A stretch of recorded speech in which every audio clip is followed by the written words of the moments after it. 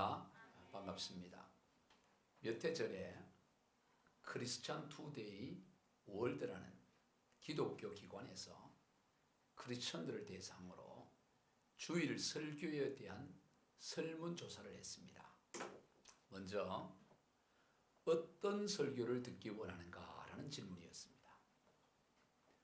1위는 46%가 성공적인 인생과 축복에 관한 설교였습니다. 어떻게 하면 성공적인 인생을 살고 어떻게 하면 축복된 삶을 사느냐, 그에 관한 메시지를 듣기를 46%가 원했습니다. 그리고 2위는 28%로 상한 심령의 치유와 회복에 대한 설교, 마음이 상하고 마음이 아프고 이런 부분들을 치유해주는, 회복해주는 그런 설교를 28%가 원했어요. 3위는 20%로서 가정과 자녀 교육에 대한 설교를 원했습니다. 그리고 전도에 대한 설교는 5% 미만이었다고 합니다. 여러분은 어떤 내용의 설교를 듣기를 원하십니까? 목사님이 어떤 설교를 하면 은혜가 되고 또 마음에 와닿습니까?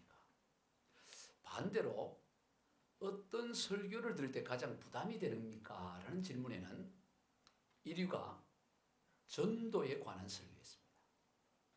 목사님이 전도에 관한 설교하면 그것이 제일 부담이 되고, 2위는 헌금에 관한 설교고, 3위는 회개에 관한 설교였습니다. 그런 설교를 들으면 힘이 들고 부담이 된다는 것입니다. 오늘 우리는 가장 부담이 되는 설교, 전도에 관한 설교를 하려고 합니다. 지금 여러분이 전도에 관한 설교만 한다고 해도 아유, 이거 참 힘들겠네, 이런 생각이 들 수 있어요. 여러분, 그래도 우리는 전도를 해야 합니다. 그래도 우리는 복음을 전해야 합니다. 성공적인 인생과 축복, 상한 심령의 치유와 회복, 가정과 자녀 교육 다 중요하지요. 다 귀하지요. 그러나 그 중에서 가장 중요한 것, 그래도 가장 중요한 것은 복음을 전하는 일입니다. 예수 복음 전도하는 일은 그냥 중요한 것이 아니라 가장 중요한 일입니다. 왜 그렇습니까? 그게 세 가지 이유 때문입니다. 첫째는 복음의 위대성 때문입니다. 복음이 위대하기 때문이에요. 그리고 두 번째는 복음이 위대하다는 것을 사람이 모르기 때문입니다. 인간의 무지 때문입니다. 세 번째는 복음이 위대한데 그것을 모르고 무지한 그 인간들에 대한 하나님의 안타까운 마음 때문인 것입니다. 자, 왜 우리가 그래도 복음을 전하고 복음에 관한 메시지를 드려야 하느냐? 세 가지 이유. 기말 시험에 반드시 나와요. 첫 번째가 뭐라고요? 복음의 위대성, 복음이 위대하기 때문에. 두 번째 뭐라고요? 인간의 무지함, 복음의 위대함을 모르는 인간의 무지함. 세 번째는 그러한 인간에 대한 하나님의 안타까운 심정, 하나님의 안타까운 마음 때문에. 부담이 되지만 그럼에도 불구하고 우리가 복음을 전해야 되는 것입니다. 우리가 복음을 전해야 되는 그 첫 번째 이유, 복음의 위대함, 복음의 위대성입니다. 여러분, 우리가 전하는 예수 복음은 위대한 복음입니다. 복음은 위대합니다. 이 복음이 얼마나 위대한지 우리가 부담스러워하는 그 어떤 부담도 다 제거하고 넘칠 만큼 복음이 위대하다는 것입니다.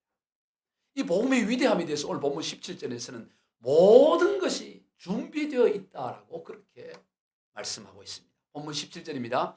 잔치할 시각에 그 청하였던 자들에게 종을 보내어 이르되 오소서 모든 것이 준비되었나이다 하며, 복음은 모든 것이 준비된 것입니다. 이와 같은 본문인 마태복음 22장을 보면 임금님이 아들의 결혼식을 위해 잔치를 준비한 것으로 그렇게 소개합니다. 마태복음 22장 2절입니다. 천국은 마치 자기 아들을 위하여 혼인잔치를 베푼 어떤 임금과 같으니, 한 나라의 왕인 임금이 그 아들 왕세자, 자신을 이어 왕위를 이을 왕세자가 결혼을 할 그 혼인잔치를 위해 준비한 것과 같은 것이 복음이다, 천국이다, 그렇게 말씀합니다. 우리 다음 주간에 새심의 초천잔치를 합니다. 이 잔치는 물론 우리 교우들이 준비하지만 사실은 마태복음 22장에 의하면 하나님께서 독생자 아들의 결혼식을 위해 준비하는 것 같은 그런 풍성한 잔치라고 성경은 말합니다. 여러분, 임금님이 아들을 위해 잔치를 준비하는데 거기 뭐가 부족함이 있겠고 뭐를 아까워하겠어요? 최고의 것으로, 최상의 것으로 모든 것을 다 준비할 것입니다. 차고 넘칠 것입니다. 그 왕세자의 결혼식에는 넘쳐날 것입니다. 풍성하지요. 여러분, 우리가 전하는 예수 복음이 그렇다는 것입니다. 예수 복음 안에는 모든 것이 다 준비되어 있습니다. 골로새서 2장 2절로 3절이에요. 하나님의 비밀인 그리스도를 깨닫게 하려 함이라. 그 안에는 지혜와 지식의 모든 보화가 감추어져 있느니라.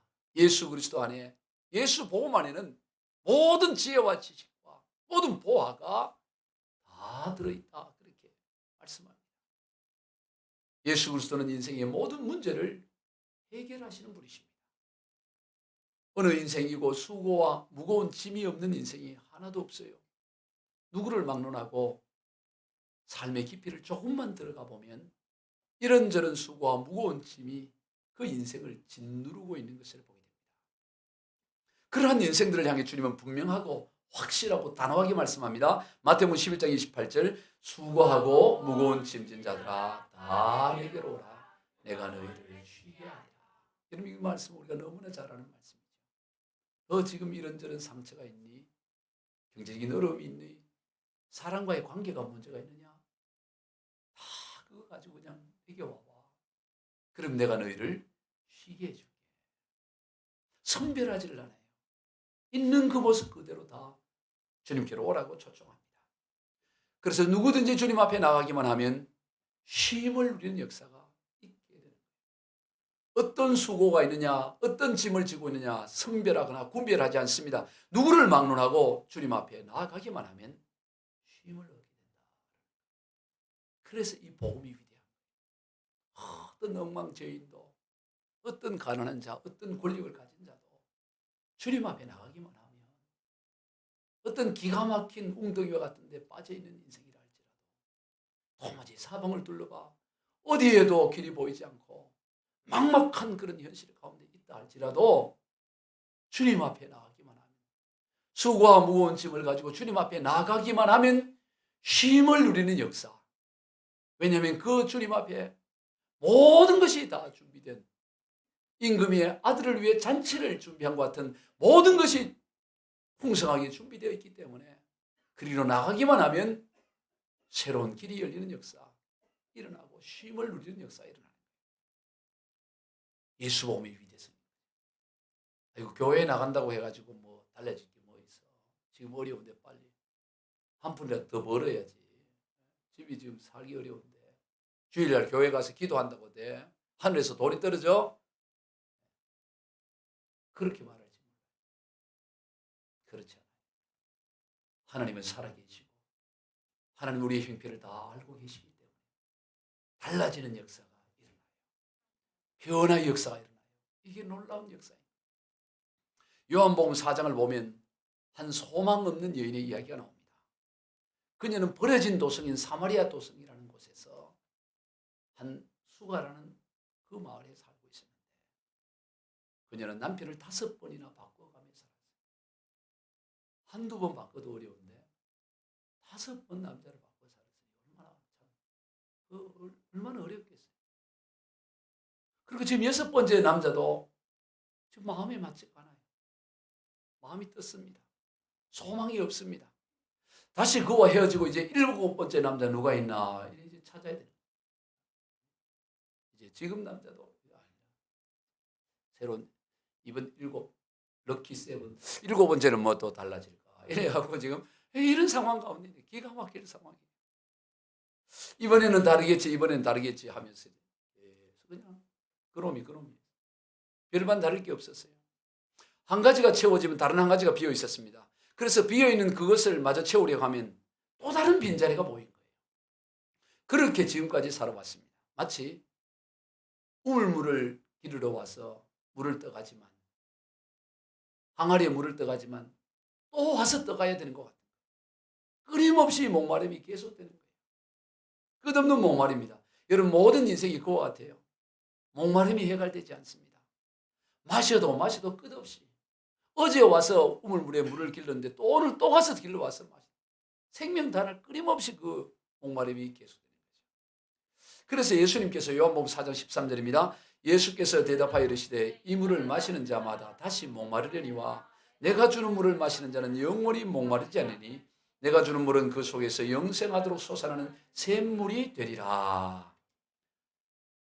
예수 복음 안에는 그냥 그 속에서 철철 흘러넘치는 영생하도록 솟아나는 샘물이 있다라는 거예요. 수고성 우물가에 이르는 바로 그 예수님이 말씀하신 그 샘물을 마시게 됩니다. 그러자 그토록 힘들었던 인생의 목마름이 한순간에 해결이 되어져요. 그래서 물동이를 우물가에 버려두고 동네로 달려 들어가서 예수 복음을 전하는 그런 인생이 되는 것을 봅니다. 성도 여러분, 예수 복음의 능력은 행주 쥐어짜듯이 짜서 겨우 나오는 정도야. 그런 능력이 아니에요. 예수 복음의 능력은 샘물이 흘러넘치듯이 철철 흘러넘치는 거지 겨우 쥐어짜야만 겨우 한 모금 마실 수 있는 그런 것이 아니다라는 것입니다. 예수 복음의 능력은 큰 기쁨이에요. 그냥 기쁨이 아닙니다. 누가복음 2장 10절입니다. 천사가 이르되 무서워하지 말라. 보라 내가 온 백성이 미칠 큰 기쁨의 좋은 소식을 너에게 전하노라. 이 복음, 복된 이 복음은 온 백성 모든 세상 모든 사람 어디나 뭐 아프리카든 아시아든 아메리카든 세상 구석구석 어디 모든 사람에게 모든 백성에게 미칠 걸. 그리고 그것은 그냥 작은 기쁨이 아니고 큰 기쁨의 좋은 소식이라는 거예요. 왜 그럴까? 아니 예수 복음이 왜 그토록 누구에게나 큰 기쁨이 되는 좋은 소식이 될까요? 예수 복음의 실체가 무엇이기에 그토록 누구에게나 그렇게 좋은 복된 소식이 될 수 있습니까? 여러분, 예수 복음의 핵심은 그저 예수 믿으면 천국 간다 그 정도가 아닙니다. 뭐 그것도 엄청난 거죠 사실은. 그러나 그게 전부가 아니에요. 예수 복음의 핵심은 근본 하나님의 본체이신 예수 그리스도께서 그를 믿는 자마다 항상 함께 하신다라는 것이 핵심이에요. 예수 복음은 예수님이 우리와 함께 하신다는 거예요. 임마누엘의 하나님, 하나님이 그의 백성과 함께 하신다는 것이 예수 그리스도의 그 복음의 핵심인 것입니다. 우리와 함께 하시는 예수님은 근본 하나님이십니다. 말씀으로 온 우주 만물을 창조하신 그 앞에 어떤 것도 거침이 있을 수 없는, 열면 닫을 자가 없고 닫으면 열 자가 없는 그분이 우리와 함께 하신다. 언제 어디서나 함께 하신다. 그것이 복음이기 때문에 이 복음이 위대한 것입니다. 그러니 무엇이 문제가 될 것입니까? 여러분, 이 믿음이 있으면 주님이 지금 나와 함께 한다는 이 복음의 현재성을 우리가 믿으면 겁날 게 없어요. 여러분, 예수 믿는 사람은 세상이 겁나지 않아야 됩니다. 예수 믿는 사람은 누구도 겁날 사람이 없어야 돼요. 직장의 상관도 두렵지 않고요. 그 어떤 것도 이러다가 사업이 안 되면 어떨까? 그런 것도 두려워할 것도 없고요. 이러다가 이 남자 떠나가면 어떨까? 그것도 그렇게 두렵지 않고요. 배신하고 고무신 갈아 신으면 아니 그러면 뭐 나이키 있겠지. 이렇게 생각하면서 아니 뭐 걱정하지 않아요. 걱정하죠. 예수 믿는 사람은 두려울 게 없어요. 왜? 온 우주를 창조하신 그분이 나와 함께 하시는데 아니, 뭐가 그렇게 두려워? 뭐가 두려워? 두려울 게 없어요. 예수 믿는 사람. 그리고 얼굴이 항상 밝아요. 근심 걱정 그냥 맡기고 나와 함께 하신 주님께 맡기고 나는 주님과 함께 가는 거예요. 예수가 함께 계시니 시험이 오나 겁없네. 여러분, 예수님이 함께 계셔도 시험은 와요. 그러나 시험이 온다고 해서 겁나지 않습니다. 시험이 와도 기쁨의 근원 되시는 예수님이 나와 함께하기 때문에 기대가 되어져요. 야, 이 시험을 통해 하나님이 또 나와 계신 주님이 이거를 반죽을 해서 뭐로 또 만들어 가실까? 나 혼자 있으면 시험이 오면 그게 두렵지만 그 시험을 주님께 토스해 주면 주님이 그것을 갖고 변형을 시켜요. 축복으로 바꿔버려요. 그러니 기대가 되어지는 것입니다. 이 세상 사는 동안에 주 이름 증거하면서 무한한 복락 주시는 예수를 위해 삽시다. 그 예수 증거하며 사는 거예요. 예수가 함께 계시니 시험이 오나 겁나네. 이러면 안 돼요. 시험이 오나 뭐하네? 겁없네 이래. 겁없네. 아멘. 시험이 와도 겁이 없어야 돼. 겁이. 기쁨의 근원 되시는, 기쁘는 거야. 기쁨의 근원 되시는 예수를 위해서. 예수 복음은 위대합니다. 위대하신 예수 그리스도께서 우리와 항상 함께 하시기 때문인 것입니다. 예수 그리스도 안에 모든 인생의 해답이 있어요. 예수 복음은 어떤 기구한 인생이든 답을 제시합니다. 왜냐하면 예수님이 답이시고 길이시기 때문에. 내가 길이요. 예수님이 길이에요. 언제나 주님이 계시기 때문에 예수 믿는 사람은 항상 길이 있어. 항상 길이야. 길이 없는 적이 없어요. 내 눈에 안 보이고 느껴지지 않는다고 없는 게 아니라 길은 있어요. 항상 길이 있습니다. 주님께 물으면 길을 우리가 가게 되는 것입니다. 길을 열어주시는 하나님. 그래서 예수 복음을 받아들이면 위대한 삶이에요. 왜? 위대하신 주님이 우리와 함께. 작은 거인이라고 불리는 김혜영이라는 자매가 있습니다. 예전에 한번 말씀을 드리는 것 같은데 키가 134cm밖에 안 되는 작은 키 134. 그녀는 어릴 적부터 말로 다 표현 못할 고통의 인생을 살았습니다. 1965년 10월 1일 날 5남매 중에 첫째로 장녀로 태어났어요. 태어났는데 장녀가 태어났는데 그 아버지가 보니까 장녀가 딸이 제일 먼저 태어난 딸. 이 사람 보니까 이 경상도 사람 같아요. 아들을 특히 이렇게. 딸 태어났다고 제 아버지가 그 3일 됐을 때 애를 바닥에 내동 던져버린 거야. 부부가 싸우다가 딸 낳았다고. 그런데 그 내동댕이 치는 애의 표현이 이 내동댕이 치는 이 통에 척추가 그냥 꺾여진 거예요. 그래서 134cm밖에 못 자란 거예요. 근데 그녀의 아버지가 그녀가 초등학교를 졸업한 지 한 달 만에 아내와 5 남매를 남겨두고 극단적인 선택, 자살로 생을 마감해버렸어요. 그래 이 김혜영은 초등학교밖에 졸업을 못해요. 아버지가 남긴 것은 단돈 72,000원이 전부였대요. 그런데 어머니는 정신질환을 앓고 있었어. 기가 막혀. 그 엄마는 종종 쓸데없는 가시나 너 때문에 내가 이 고생이야.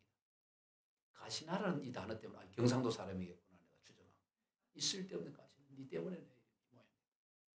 저주의 말을 퍼붓고 막 폭행을 하고 때리고 온 몸이 멍투성이가 되는 거예요. 아버지의 장례식을 마치고 한 6개월이 지났을 때 엄마가 칼을 들고 죽이겠다고 달려오는 거죠. 그래서 엄마를 피해 가출을 한 거예요. 그 초등학교 졸업한 이제 13살, 14살 된 이 아이가 어디 가겠어요?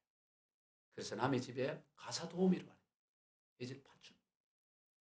월 3만 원 받고 남의 집에. 공부를 하고 싶고 뭘 배워야 되겠는데 뭐를 배울까 하다가 직업학교, 학원 같은 것도 국가에서 후원해주는 거기에 다니면서 기계편물 기능사를 기계편물. 편물이라는 것은 뭐냐면 옷감 짜는 기술이에요. 옷감 짜는. 그걸 기능사 상급을 받아서 취득을 했는데 거기를 다닐 때 최영숙이라는 직업학교의 최영숙이라는 선생이 아주 신실한 크리스찬이었던 거예요. 그런데 이 김혜영에게 복음을 전한 거예요. 예수 믿어라. 예수 믿으면 인생이 달라진다. 근데 이 최영숙이라는 선생이 아주 신실하고 참 인간 대우를 해주니까 그 고마운 마음에 그도 같이 교회를 다니게 되고 신앙생활을 그때부터 하게 된 것입니다. 그러면서 열심히 이 기술을 배워서 1985년 10월에 콜롬비아에서 열린 세계 장애인 기능 올림픽에서 금메달을 따게 됩니다. 그리고 중고등학교를 검정고시를 통해 합격을 하고 산업훈장도 받아요. 그러다 보니까 이제 사회에서 대접받는 기술자가 된 거죠.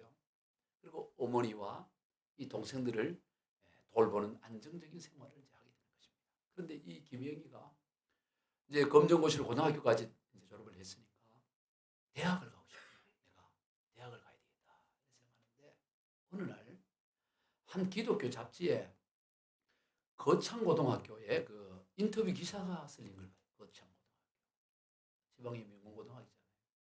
그 거창고등학교에서 한 그 직업 10계명이라는 그 글을 봤는데 거기에 큰 도전과 은혜를 받은 거예요. 우리가 거창고등학교 졸업했나? 용빈이 거창 나왔나? 아니. 거기 거창고등학교 떨어졌다고? 은혜야. 그랬기 때문에 여기 온 거야 제가. 예, 다 하나님의 섭리 가운데 있어요. 그래, 거창고등학교 그 10가지 직업 선택 기준인데 첫째가 뭐냐면 월급이 적은 쪽을 택해라. 우리 청년들도 기억해놔요. 월급 많이 준 데 가지 말고 적게 준 데 가라. 두 번째, 승진의 기회가 거의 없는 곳을 택해라. 세 번째, 모든 조건이 갖추어진 곳을 피하고 처음부터 시작해야 하는 황무지를 택해라. 그러니까 이 거창고등학교 이 출신들은 아주 도전의식이 강한 거예요. 쭉 이렇게 해놨는데 9번째는 뭐냐면 왕관이 아니라 단두대가 기다리는 곳으로 가라. 차원이 다른 단두대 목 자르는 거. 그러니까 왕관 씌워주는 데 가지 말고 잘못하다가는 목 날아갈 때 그런 데로 찾아가라. 10번째가 이 도전을 받은 거예요. 이 자매가. 내가 원하는 곳이 아니라 나를 필요로 하는 곳으로 가라. 이 10번째.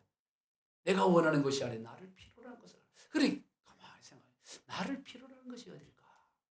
내가 지금 편물 기술을 배우고 안정적이 되고 있는데 그걸 봤더니 아프리카에 보츠와나라는 나라에 굿호프라는 이 직업학교, 선교사들이 세운 직업학교가 있는 것을 알고 내가 그 직업학교 가서 내가 배운 이 편물 기술을 아프리카 아이들에게 가르쳐줘야 되겠다. 내가 1년간 거기 가야 되겠다 하고 아프리카로 가게 됩니다. 그러면서 열심히 아이들을 가르치고 1년간 머물려고 했는데 거기서 무려 14년간 머물러요. 무보수로. 그러다 보니까 거기에서 굿호프에서 교장까지 하게 되고 모든 것이 안정이 되어집니다. 이제 안정이 되니까 이제 내가 여기 없어도 내가 필요로 하지 않을 수도 있으니까 이제 더 넓은 일을 해야 되겠다. 그러려면 공부를 더 해야 되겠다. 대학과 대학원을 다 공부를 해서 더 섬기는 일을 해야 되겠다 생각하고 미국으로 건너가요.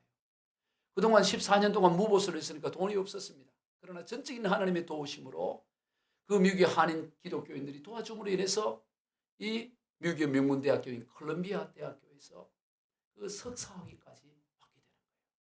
그 사회복지학 석사를 받고는 그리고는 세계를 무대로 지금 복지사업을 하는데 이 한국에 있는 미랄복지재단 희망사업 본부장으로 아프리카 지역 총책임자로 지금 사역을 하는데 이 미랄복지재단 희망사업 본부는 뭐 하냐면 아프리카에 학교 세워주는 일을 하는 거예요. 학교 없는 곳에. 그런데 2012년도에 청와대에서 그를 불렀어요. 상 주려고. 국민훈장, 목련장, 사회봉사 분야의 공적인데 거기 청와대에 가서 국민훈장, 목련장 받을 때 누구랑 같이 갔냐? 엄마랑 같이 가는데 너는 쓸데없이 태어나서 네 때문에 내가 내 인생이 이래 된 거야. 너 잘못해.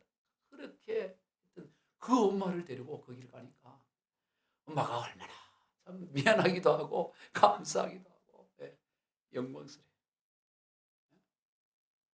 그 김영희가 이런 말을 하더라고요. 인생에 닥친 고난은 잘 들어요. 인생에 닥친 고난은 하나님이 사람을 사람답게 만들려고 마련해 놓은 선물이다. 이야, 여러분 이 김영희 같은 이 참 기구한 인생 어디 있어요? 자매가 그냥 허리를 다쳐서 곱사가 되고 그 말로 다 할 수 없는. 그런데 복음을 만나니까 그런 고백, 인생에 닥친 고난은 하나님이 사람을 사람답게 만들려고 마련해 놓은 선물이며 인생의 결핍은 살다 보면 결핍이 있잖아요. 이 결핍은 하나님을 잊지 말고 살라는 숨은 메시지이다. 조금만 감동해 주세요. 다시 한번 해줄게요. 인생의 결핍 있잖아요. 인생의 결핍은 하나님을 잊지 말고 살라는 숨은 메시지이다. 아멘. 하나님 잊지 말라는 거예요. 모든 게 다 갖추어져 버리면 하나님 믿고도 그냥 하나님 없이도 살 수 있지만 결핍이 있어요. 인생에 이런저런 가시 같은 것도 있고 문제가 있어요. 그건 뭐냐? 하나님을 잊지 말고 살라는 숨은 메시지. 빈칸 넣기 쓸 겁니다. 다음 중간고사에 인생에 닥친 고난은 하나님이 사람을 뭐답게 만들려고 마련해 놓은 먼 물이며, 그때 뭐예요? 사람을 사람답게, 그 다음 갈로 이렇게 사람, 그 다음 먼 물 앞에는 선물 이래야 돼요. 인생의 결핍은 하나님을 잊지 말라고 살아라는 무슨 메시지? 숨은 메시지. 이게 답이 정답. 아까 처음에 얘기했던 거 세 가지. 왜 복음을 전해야 되는가? 그리고 이 유명한 말을 잘 기억해둬요. 여러분, 이 작은 거인 김혜영은 복음이 만든 사람이에요. 복음이 만든 사람. 예수 복음은 모든 어떤 인생이든 길을 열고 새롭게 만들어가는 것이죠. 예수 그리스도 안에 인생의 모든 해답이 있는 줄로 믿습니다. 예수 복음은 어떤 기구한 인생의 답을 제시하고 길을 열어줘요. 그러나 세상이 그걸 몰라요. 무지합니다. 복음의 이 위대함을 모릅니다. 오늘 본문에서 큰 잔치에 초청을 받고도 이런저런 이유를 들어 거절하는 것 같아요.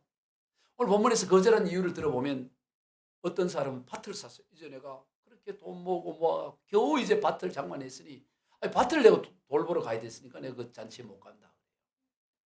또 어떤 사람은 이제 소 5마리를 샀어요. 저도 밭까지 사고 이제 소 5마리까지 살려고 얼마나 고생해.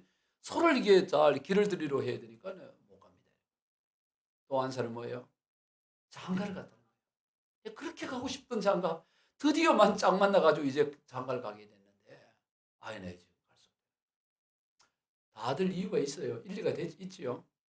이 사람들이 지금 그 잔치에 못 가는 이유가 나 지금 도박하러 가야 돼서 못 가요. 이게 아니에요. 내가 방탈출하러 가야 되는데 뭐 경마 때문에 이런 것 때문에 못 가는 게 아니라 이 말이지. 무슨 게임하러 가야 되기 때문에 카드 게임 이거 해야 돼. 그게 아니에요. 다 이유가 있어. 다 이유가 있어. 다 그럴 듯한 이유입니다. 무슨 나쁜 짓 하거나 뭐 그런 게 아니잖아요. 다 바빠서 거절하는 거예요. 다 그럴듯한 이유가 있는데 주인은 그 소식을 듣고 어떻게 하냐? 그래. 일리가 있네. 밭 사고 소 5마리. 그래.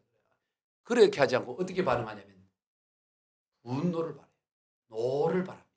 오늘 보면 21절입니다. 시작. 종이 돌아와 주인에게 그대로 고하니 이에 집주인이 노하여 그에게 이르되 빨리 시내 거리와 골목으로 나가서 가난한 자들과 몸 불편한 자들과 맹기들과 저는 자들을 데려오라 하니라.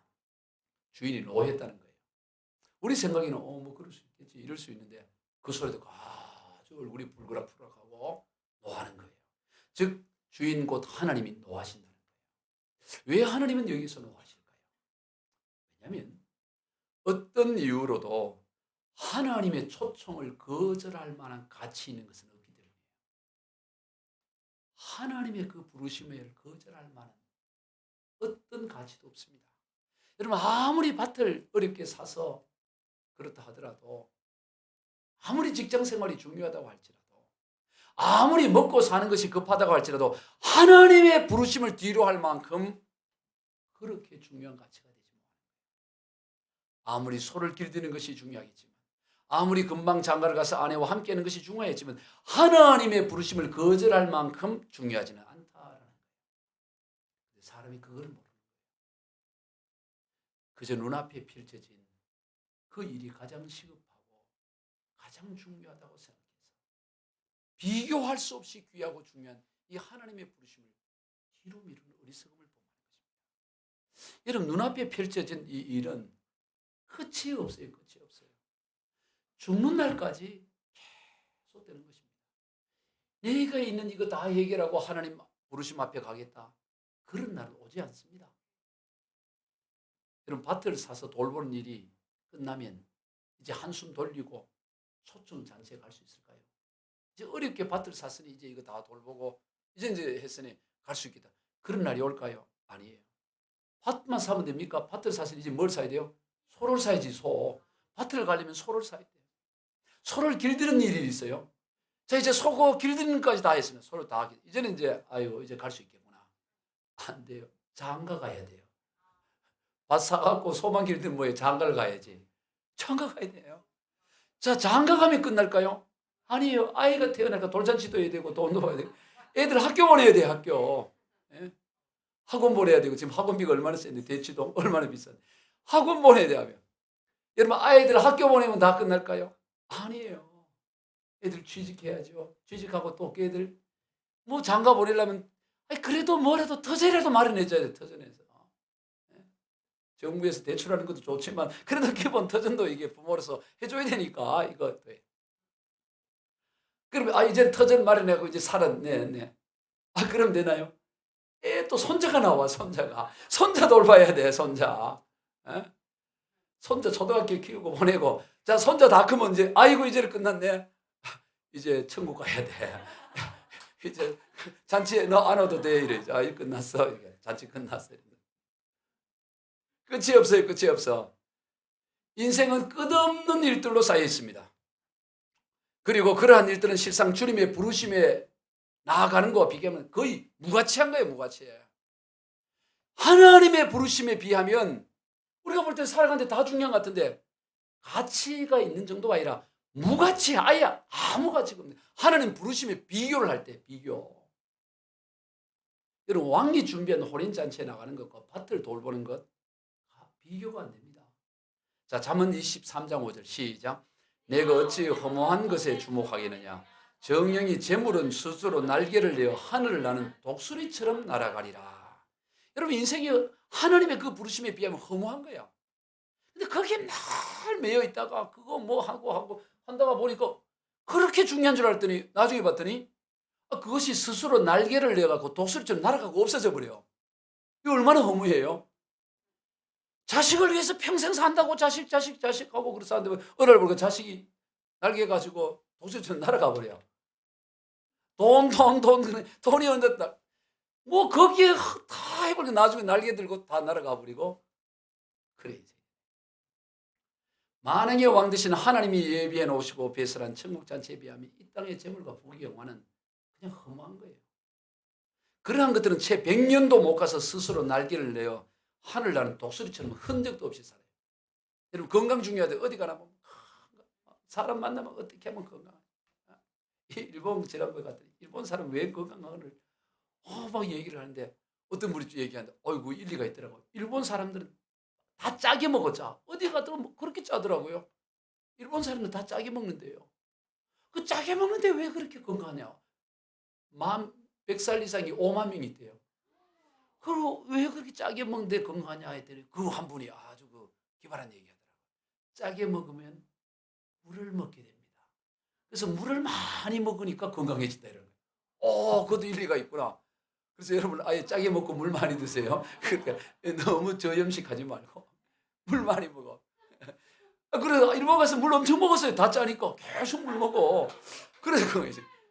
그러나 여러분 그렇게 물 많이 먹고 뭐 시큼 먹어놔도 100살 되면 독수리가 날개에다 갖고 날아가듯이 건강 날아가 버려. 뭐 천년만년 살 것 같아요? 다 날아가요. 오직 예수 복음만이 영원한 줄로 믿습니다. 예수 복음만이 영원한 거예요. 그러니 이런저런 세상 일로 주님의 부르심에 나가지 않는 것은 참으로 어리석은 거예요. 그런데도 불구하고 사람들은 그저 눈에 보이는 것에 매여 그걸 거절합니다.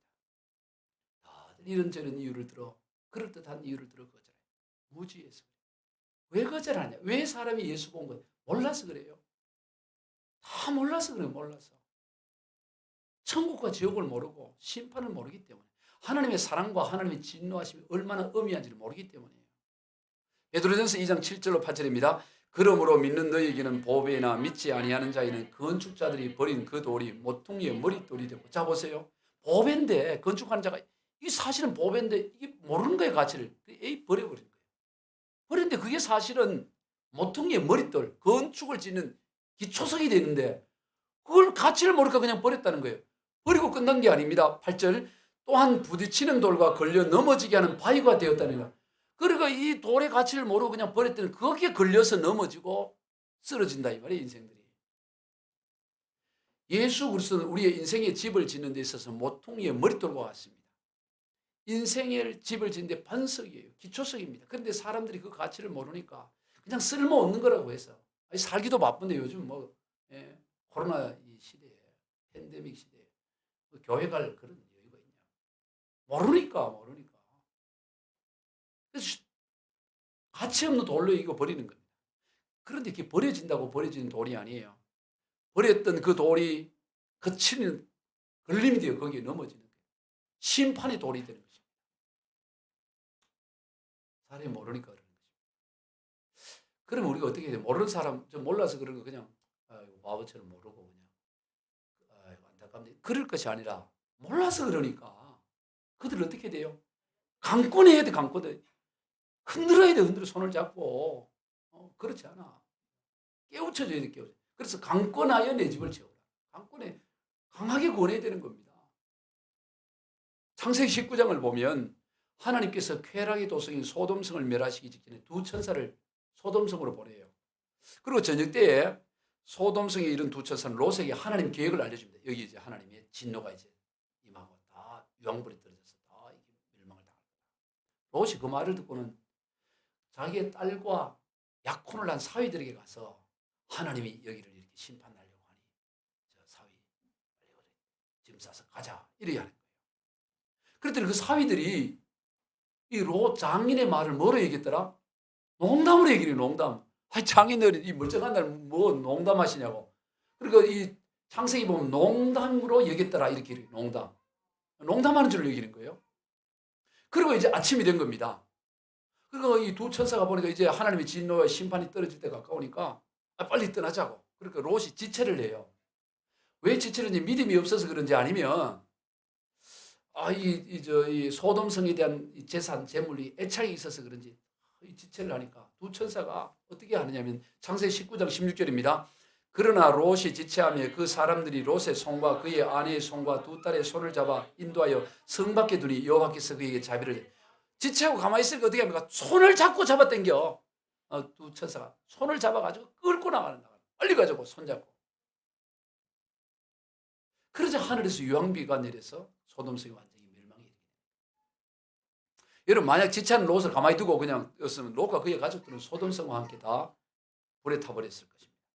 손목을 잡고 강권하에 데려나왔기 때문에 롯과 그의 가족들이 살아남을 수 있었던 거예요. 그럼 롯도 사실은 약혼한 그 사위들에게 손목 잡고 끌고 나왔어야 돼요. 그 손목 잡고 끌고 나오지 않았기 때문에 엉뚱한 짓 하게 되는 거예요. 모압 족속과 암몬 족속이 그리 만들어지잖아요. 사위 끌고 나왔으면 다 그다음 그 자손들이 잘 살 수 있잖아요. 여러분 오늘 이 시대도 마찬가지입니다. 강권하지 않고 가만히 두면 사람은 그냥 이런저런 이유 때문에 그냥 세상 가운데 지체해요. 이제 다음 주에 우리 세심이 조처자니까 가자 그러면 아이고 이번 내가 바빠 안 돼. 다음에 갈게 다음에. 다음 달에 내가 꼭 갈게. 세월 가버렸어요. 지체하기 이런저런 이유로 지체하는 거예요. 그러다가 세상과 함께 다 멸하는 거죠. 그러므로 우리가 강권해야 되는 강권. 강권하지 않으면 저절로 나오지 않아요. 따라해 봅시다. 강권하자. 오늘 그리스도인들이 가장 듣기 부담되는 설교가 전도에 관한 설교라는 게 여러분 얼굴에서 지금 드러나고 있어요. 강권해야 된다고 여러분 강권해. 강권하지 않으면 그냥 올 사람 없다니까 좋게 점잖게 인격적으로 그러면 안 한다니까 그냥 손 잡고 강권하고 뭐 수를 쓰더라도 그냥 강권해야 오지 그냥 오겠냐 이 말이에요. 오늘 우리도 이 시대 가운데 롯과 같은 손목을 잡고 강권하여 건져내야 될 이들이 있어요. 강권해야 될 이들이 우리 주변에 수두룩합니다. 우리 찬송가 522장에 보면 웬일인가 내 형제여 주 안이 믿다가 죄악 값으로 지옥 형벌 너도 받겠구나. 웬일인가 내 형제여 재물만 취하다 세상 물질 불탈 때 너도 타겠구나. 강권하지 않으면 세상 물질 불탈 때 다 태워질 거야. 여러분 세상 사람이 막 억지로 모으지만 그거 다 불탈 때 불 쏘시게 만드는 거라. 오늘 우리는 그들에게 예수 복음을 전해야 됩니다. 이것이 우리의 본업이에요. 우리 외에는 이 일을 할 사람이 없어요. 본업. 우리 외에 누가 그걸 강권하겠어요? 강권할 사람이 없다니까요. 저와 여러분이 아니면. 여러분 아무것도 모르는 어린아이가 펄펄 물이 끓는 그 가마솥을 향해 엉금엉금 기어갈 때 이제 조금만 몇 걸음만 가면 툭 빠져서 애가 그냥 크게 화상을 입고 죽게 되는 그 상황이 눈에 펼쳐져 있으면 어떻게 반응해요? 애도 인격이 있다, 인격. 점잖게 애야 글로 가면 안 돼. 이래야 되겠어요? 목이 터지라고 외쳐야 되겠죠? 안 된다라고 가만히 있으라고 막 애가 놀래가고 깜짝 멈추도록 막 소리소리 벼락같이 질러야 되잖아요. 어? 그리고 막 달려가서 잡아야지 잡아. 그런데 그걸 그냥 애가 지가 선택해서 가는 길인데 애도 인권이 있는데 그거 왜 애가 소리를 그리 지르고 되냐. 지가 선택해 가는 길. 그래 가만히 두면 어떻게. 그래갖고 애가 그거 빠져서 화상을 입고 죽게 되면 우리나라 실정법으로도 처벌을 받아요. 우리나라 형법으로도 그것은 처벌감이 되는 것입니다. 여러분 지옥의 불길은 그보다 더합니다. 영원한 고통이에요. 그러므로 그것을 알고 있는 우리는 온 힘을 다해 지옥의 불덩이를 향해 가고 있는 무지한 사람들을 막아서고 그들을 건져내야 된다며. 못 가도록. 오늘 또 전도 설교 따라 왜 이렇게 기나 이런 생각이 있는 것 같아요. 들어요. 좀 제대로 귀 좀 열고 부담이 되더라도 지금 당장 다음 주가 우리 조청 잔치인데 지금 여러분 지금 꼭 데려오겠다 강권하겠다고 지금 솔직히 마음먹은 사람 몇 사람이 있어요. 손들을 보라 그러면 내가 민망해질 것 같아요. 마음 먹으라고 지금부터라도 마음 먹어요. 다음 주에 꼭 한 명 데려오겠다. 아멘. 예, 강권하겠다 강권. 오늘 우리는 영적 119 대원들입니다. 지금 세상 물결에 빠져 영원한 멸망을 향해 가는 이들을 위해 우리가 건져내야 될 영적 119대. 이번에 그 이태원에 얼마나 안타까운 일이 났습니까? 그걸 건져내야지. 죽어가는데 살려달라고 하는데. 물 위에 생명줄을 던져라. 누가 저 형제를 구원하랴.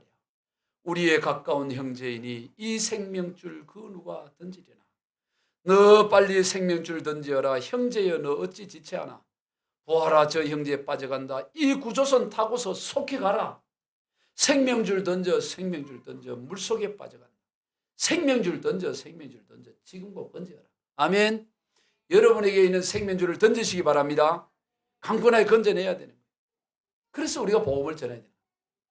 마지막으로 오늘 본문에서 우리는 하나님 아버지의 심정, 그 몰라갖고 죽음 가운데 멸망 가운데 가는 그 하나님의 심정 때문에 우리가 또한 복음을 전해야 되는 것입니다.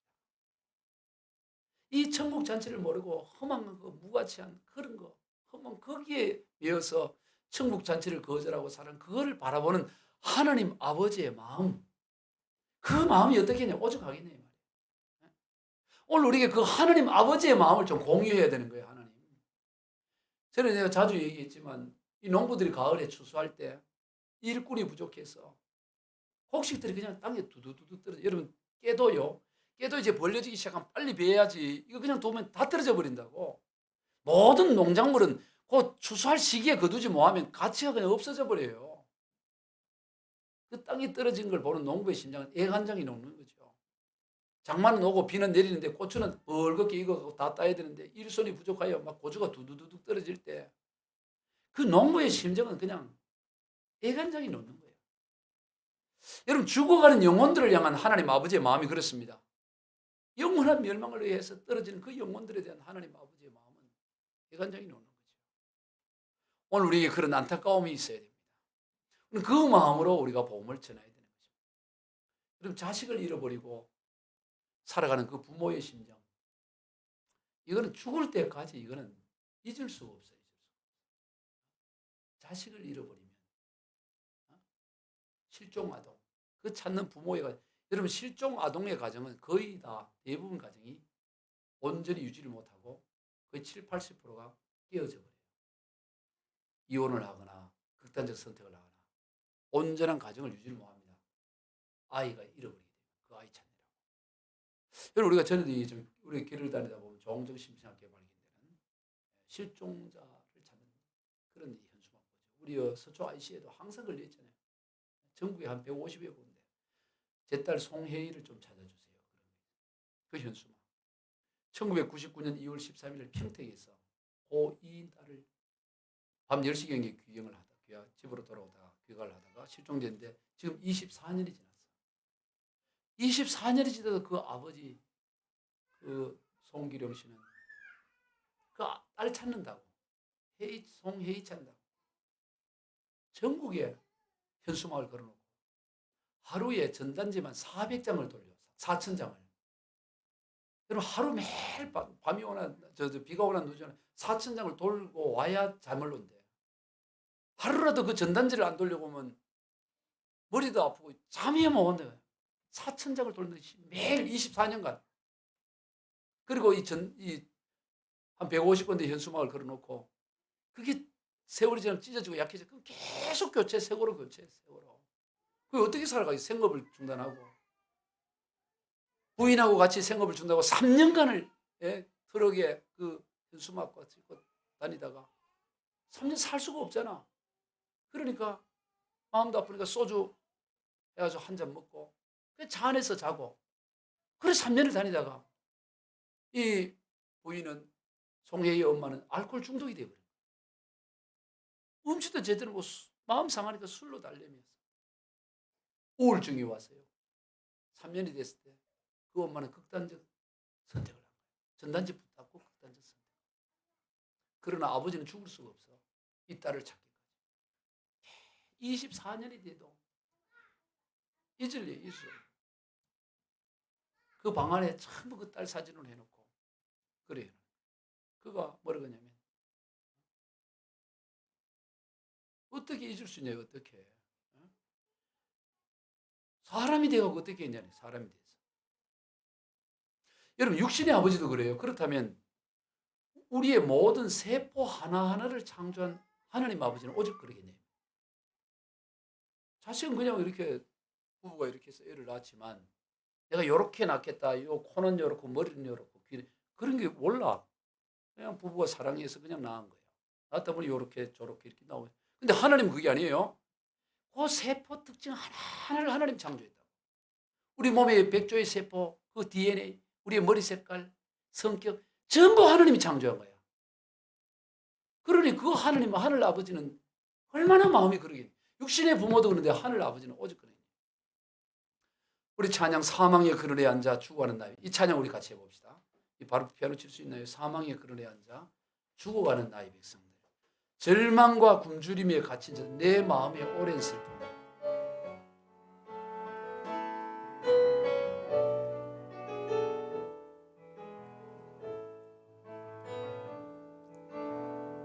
사망의 그늘에 앉아 죽어가는 나의 백성들 절망과 굶주림에 갇힌 저들은 내 마음의 오랜 슬픔 고통의 멍에에 매여 울고 있는 나의 자녀들 나는 이제 일어나 저들의 멍에를 걷고 눈물 씻기길 원하는 누가 내게 부르짖어 저들을 구원케 할까 누가 나를 위해 가서 너의 사랑을 전할까 나는 이제 보기 저녁을 살아가는 그날 기쁜 찬송 소리 하늘에 웃음소리 온다 거듭한 그날. 여러분 하나님이 정한 원칙이 있습니다. 영혼을 구원할 때 사람을 통해서 구원의 역사를 행하신다. 이게 하늘의 법이에요. 하나님이 정한 그런 의미로 저와 여러분이 가만히 있으면 하나님도 어찌할 수가 없어요. 하나님도 어찌할 수가 없어. 너무너무 안타깝고 애간장이 놓지만 정작 사람이 손 놓고 있으면 하나님도 어찌할 수 없어요. 그래서 누가 내게 부르짖어 저들을 하나님은 부르짖는 기도의 응답으로 역사를 하시고요. 누가 나를 위해 가서 누군가가 주님을 대신에 가서 하나님의 사랑을 전해야 되는 거예요. 오늘 우리가 이 사명 감당하기를 소망합니다. 기도하겠습니다. 하나님 아버지 감사합니다. 오늘 우리가 해야 될 일들이 많지만 그 중에 가장 중요한 일은 예수 복음을 전하는 일이라 오늘 말씀하셨사오니 예수 복음 전하는 이 가장 위대한 일을 행하게 하여 주옵소서. 예수 복음은 위대함을 믿습니다. 예수 복음은 모든 인생의 문제를 해결함을 믿습니다. 그런데 세상 사람들은 무지하여 그것을 모릅니다. 주여 우리가 이제 강권하여 모르는 그들을 주님께로 인도하겠다 결단합니다. 주여 이 결심을 순종으로 행동으로 나가게 하여 주옵소서. 그래야 안타까워하는 하나님의 마음을 기쁨으로 속 시원하게 풀어드리는 그런 인생 되게 주여 축복하여 주시옵소서. 예수님의 이름으로 축복하며 기도드리옵나이다. 아멘.